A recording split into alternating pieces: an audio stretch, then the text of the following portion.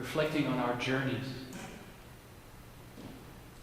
Perhaps we can open a little space for some reflection as we enter into the summer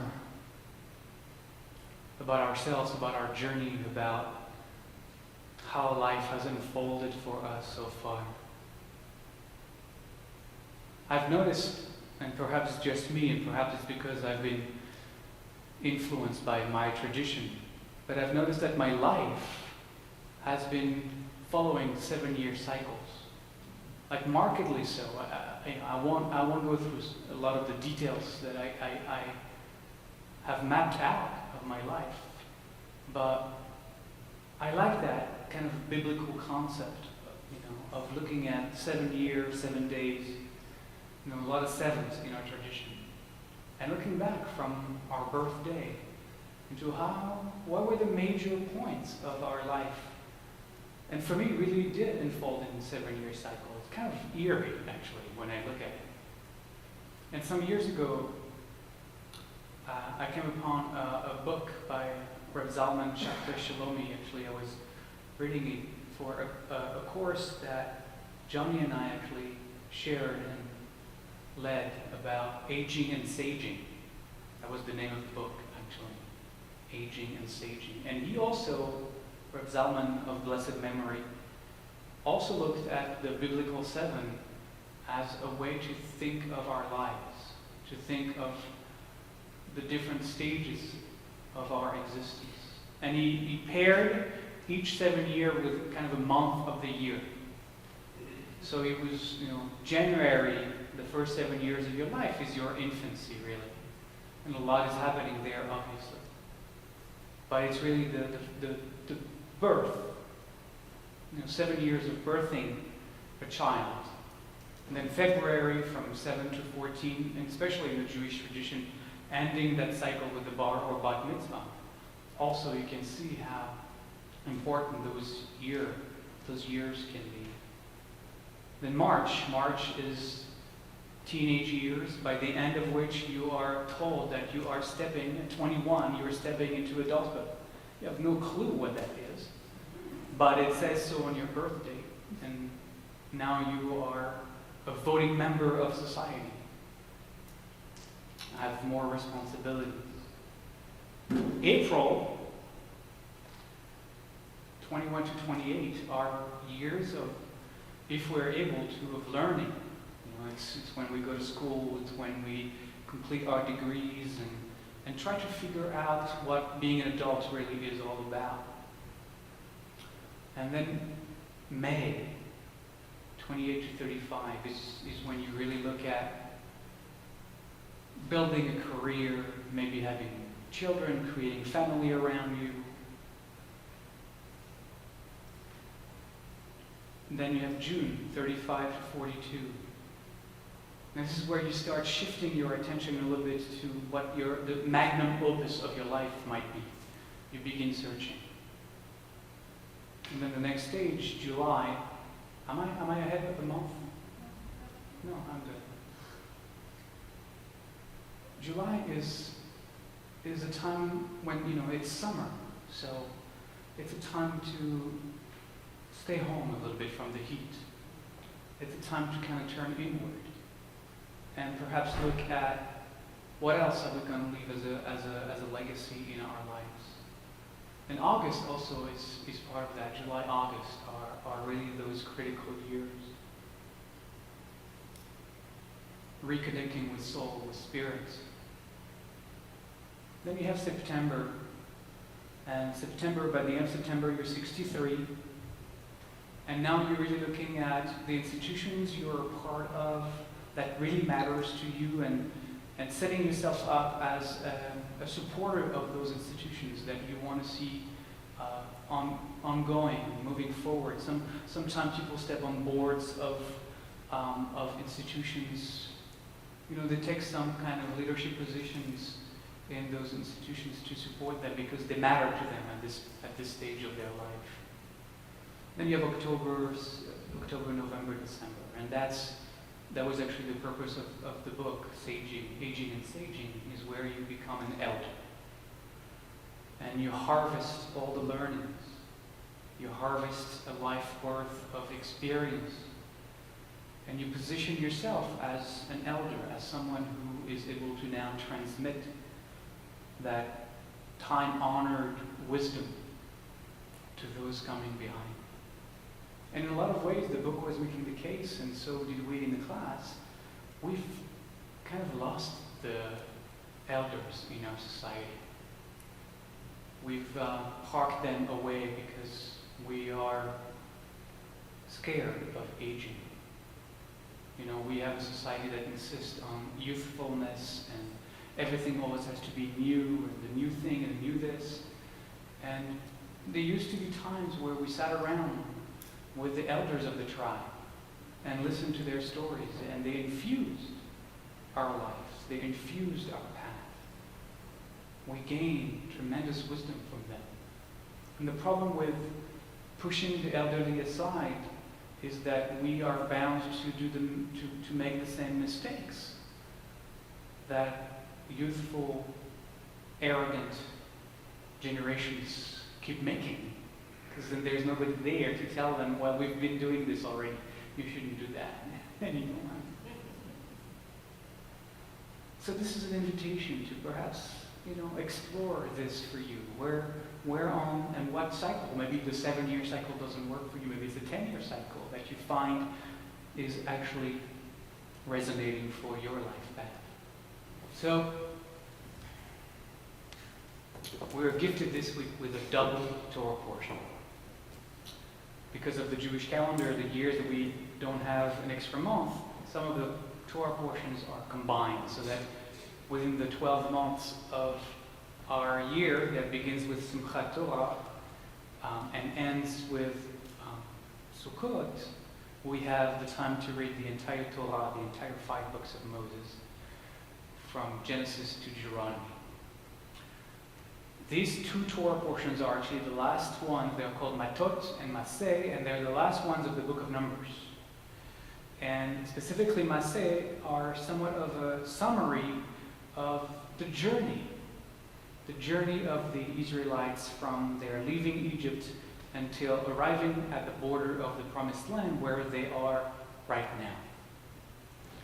And then the book of Deuteronomy is going to expand greatly on that summary, because according to our tradition, it is the whole book is one discourse by Moses, retelling. Actually, Deuteronomy means to retell. Retelling the entire story of the Exodus in detail. This is the condensed version this week. And the one verse that really stayed with me as I was studying this Torah portion is one of the first verses in the second portion of the week, Masei. And it goes, it's like this. I'm going to read it to you. These are the journeys of the children of Israel. I just love the way it starts. These are the journeys. It sounds like Star Trek. These are the journeys of the Starship Enterprise as they travel through space. Anyway, it's just me. These are the journeys of the children of Israel who went forth from the land of Egypt according to their allegiance through the hand of Moses and Aaron. Moses wrote their goings forth according to their journeys by order of Yud-Heh-Vav-Heh of God. And these were their journeys according to their goings forth. ... And here comes a list of the 42 places that the Israelites encamped, stayed, sometimes just a day, sometimes several years, through the 40 years of their wanderings. Now, I don't know if you paid attention, but those last 2 sentences that I read are completely contradicting each other, which is very interesting. Let me read them to you again. Pay attention. Moses wrote their goings forth according to their journeys, ... And these were their journeys according to their goings forth. So if we first look at the way Moses is doing it, Moses is looking at the big picture. Here's the journey, right? And as part of the journey, we can also now take a look more precisely of the little goings forth along the way, the places we moved from. But we take the big picture, the journey, we look at the journey first. Now, if you take the other sentence, it's the opposite. The other sentence is telling us, let's look at first the places we left. Let's look at the goings forth. This going forth and this going forth. And that will give us the sense of what the journey was. Very interesting in the different approach. And I was wondering if perhaps this was a teaching for us to, as we look at our journey, our own personal journey, our own spiritual journey, our own personal journey of growth, if it was hinting at the two different approaches one can take in looking back. So let's go with Moses first. So if we are doing it the Moses way, as it says in the Torah, as actually it says, it was ordered by God to do, which is interesting because then he's contradicted in the next phrase. Then we look at the entirety of our journey. Wherever we stand on the edge of whatever promised land, on the edge of whatever is next for us, which is where you are right now. And I don't know none of us really know what's next for us, but all of us stand on that edge. Whether we recognize it or not, we stand on that edge. And you can look back and say, okay, here's who I am today. Here's the fullness of who I am today. How does that compare to who I was a decade ago, 2 decades ago, half a century ago, depending on what birthday you've been celebrating lately? And measure the gap. Right? You measure the gap, and you say, wow, look at how far I've grown. Look at who I was 30 years ago, and look who I am today. Look at the distance I have traveled. Right? This is one approach. It's a little bit more, fluctuating. It's not, you can still look at some of the key points of maybe the moments that help some of the shift happen, but it's not really your main focus. The main focus is in the comparing what was to what is. All right, so set that aside. That's one way of doing it. Now, let's take a look at the other way. The other way is, let's take a look at every single event that we remember living through and how each one of them impacted us and in what way. What kind of work did we do when we were faced with those moments? Some good, some negative, some positive, doesn't really matter. What is the learning that was arising from that encounter, from that time, from that wrestling? And in doing that, we get to really become more conscious of the kinds of wrestling, almost congratulating ourselves for moving through those places sometimes of stuckness, having those breakthroughs, time after time after time. And so we look back, and now our story becomes those little stories that light the path of our own unfolding. Right? It's a path that is made of little stories. Very different. Very different indeed. If we don't pay attention, it's kind of interesting. Now, if you continue reading what the Torah portion does, is that the author go with the second version. It's a litany of, we were in this place, we got out. Right? We went forth, it's always going forth. We went forth from Egypt. That was one station. We went forth from Sukkot. We went forth from Etan. We went forth from Tevat Avera. We always talk about where we were stuck and how we moved forward. Sometimes we were stuck for years in the same camp.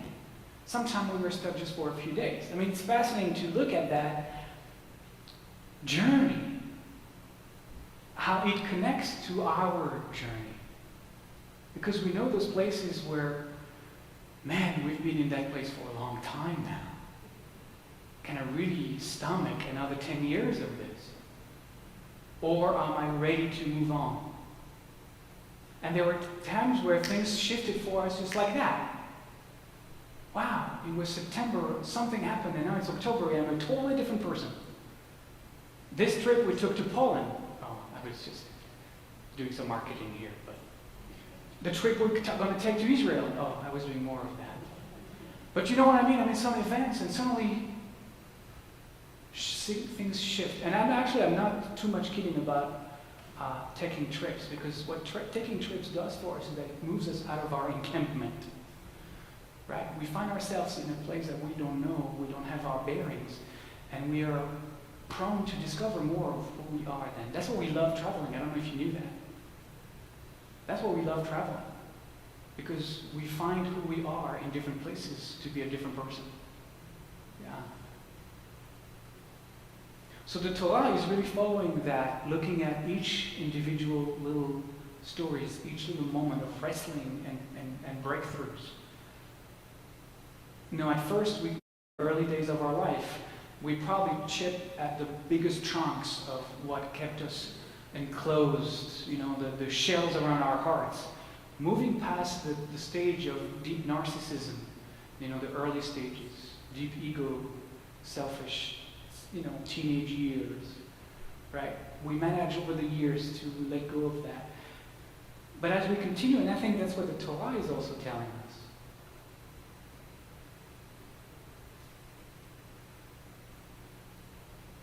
it's telling us that, first of all, everything unfolds in stages.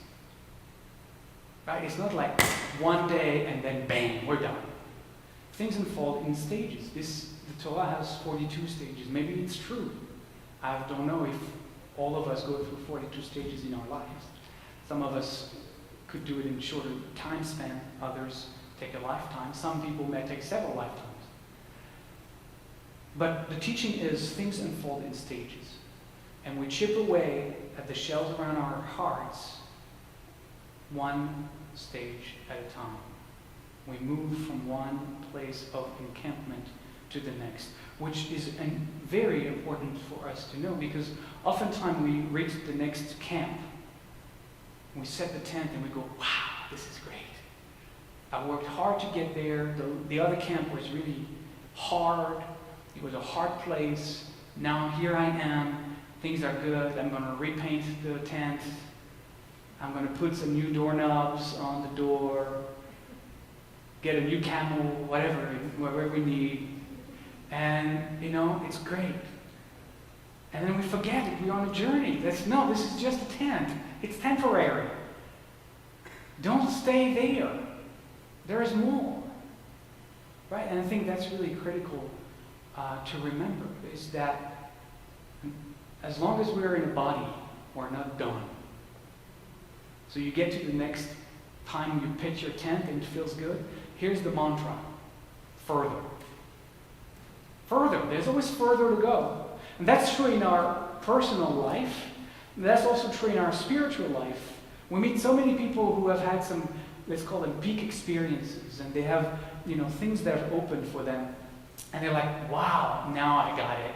I'm done. And then, you know how it goes. After a few months, you lose it. You forget it. It's no longer there. So you can't do that. There's always more to unfold. There's always more to discover. There's always the next camp is our next place of stuckness. Really. And we need to keep chipping away at those shells. Now, the second thing that the Torah is teaching us through this model is that though it is very important to keep conscious of always moving further, it is also critical when we reach the next camp to heal ourselves exactly where we are. Before we move on to the next however many years of our journey, where we are now, the stage we have reached now, needs healing, needs clearing, needs holding. And if we don't do the work where we are right now, as we move forward to the next camp, the shadow that hasn't been dealt with in this encampment, we're going to carry to the next one over. And if you do that, one camp after the other, you're carrying the shadow of 7, 8, 9, 10 previous camping trips. And what is going to happen is that eventually the enormity of the shadow you haven't dealt with is going to slow your growth drastically. Sometimes it's going to stop it. Sometimes it's going to actually move you backwards. So I think it's important to also be in the camp we're in right now. And the Torah is amply discussing what happened in this camp, what were the obstacles we encountered, and how we moved from those obstacles. Then, when that was resolved, we took our stuff, we packed our bags, and we moved on until the next camp, until the next things we had to learn. So it's very important for us to remember as a spiritual teaching that we need to do both. Keep our eyes on the prize, but heal the stage we're in right now.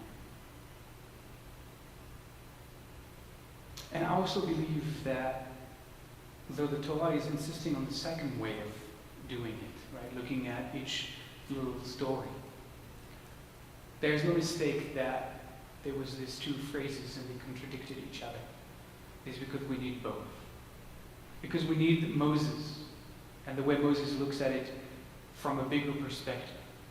Because when you take the bigger perspective, then you can really see over time how far you've grown. And that's helpful because that is your motivation. If you always bop down to the next problem you now have to grow through, you don't have the perspective of saying, look, I've gone through this before.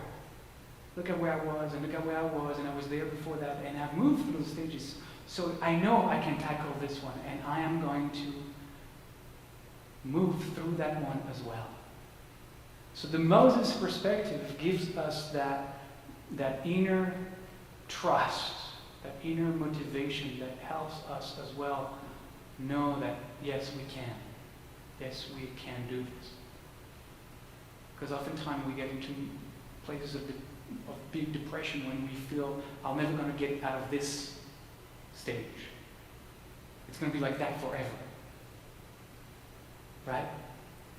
Moses is like, no, look, you've done this before, and there was like 35 encampments before this one, so believe, trust, know yourself. Ultimately, the journey is a journey that leads to our discovering the oneness of being at every stage. The one within.